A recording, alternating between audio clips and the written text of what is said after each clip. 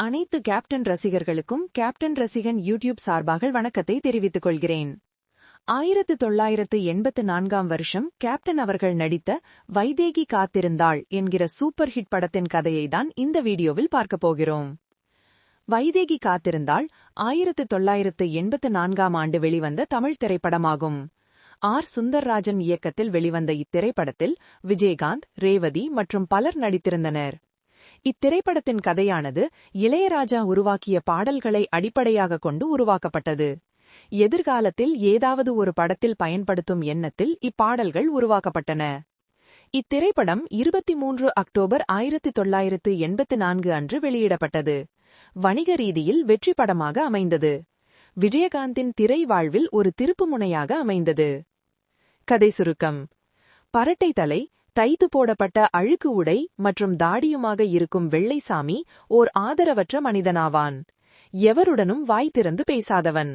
அந்த கிராமத்தில் தாகத்துக்கு தண்ணீரை தோளில் சுமந்து ஊர் மக்களுக்கு தருவது அவனுக்கு ஒரு பழக்கம். கோயிலும் குளத்தாங்கரையுமே அவனுக்கு இருப்பிடம். ஆனால் அவனுக்கு பிறர் மனதில் தாக்கத்தை ஏற்படுத்தக்கூடிய பாடும் திறன் இருந்தது. இரவாகிவிட்டால் பாடுவான். அது அந்த ஊரையே தாலாட்டம் மகிழ வைக்கும், மனதை வருடும் மற்றும் மயக்கும். வைதேகி என்பவள் தன்னுடைய சோகமான குடிகார தந்தையுடன் அக்கிராமத்தில் வாழ்ந்து வந்த ஒரு இளம் விதவையாவாள்.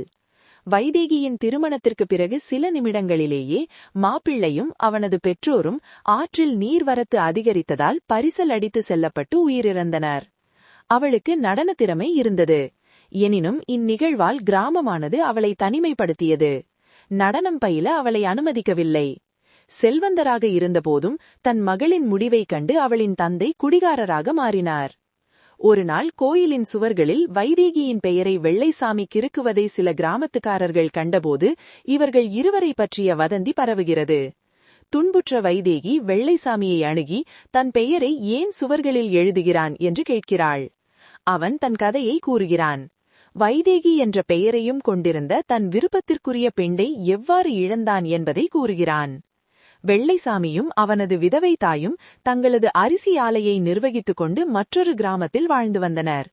தன்னுடனேயே வளர்க்கப்பட்ட தன் முறை பெண்ணான வைதேகியை மணந்து கொள்ளும் எண்ணம் அவனுக்கு இருந்தது. எண்ணம் இருந்தபோதும் வேடிக்கைக்காக வெள்ளைசாமி அவளை புறக்கணிப்பதாக நடித்து வந்தான். வைதேகிக்காக திருமண நகைகளை வாங்கியதற்கு பிறகு தனக்கு மற்றொரு பெண் நிச்சயிக்கப்பட்டிருப்பதாக கூறி கடைசியாக அவளிடம் குறும்பு செய்கிறான். கலங்கிய வைதேகி அரளி விதைகளை உண்கிறாள்.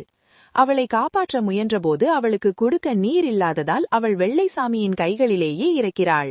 சில வாரங்களிலேயே வெள்ளைசாமியின் தாயும் இறக்கிறார்.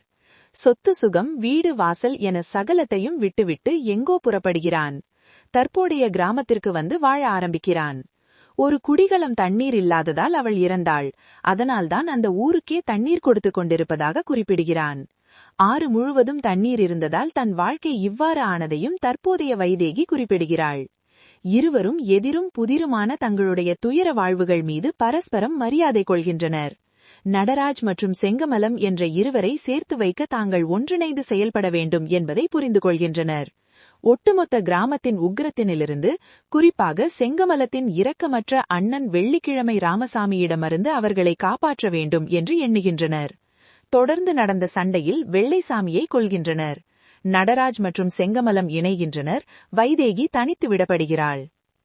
தொடர்ந்து இந்த மாதிரியான கேப்டன் படங்களின் வீடியோக்களுக்கு கேப்டன் ரசிகன் யூடியூப் சேனலை சப்ஸ்கிரைப் செய்யுங்க, ஷேர் பண்ணுங்க, சப்போர்ட் பண்ணுங்க. அனைவருக்கும் மிக்க நன்றி.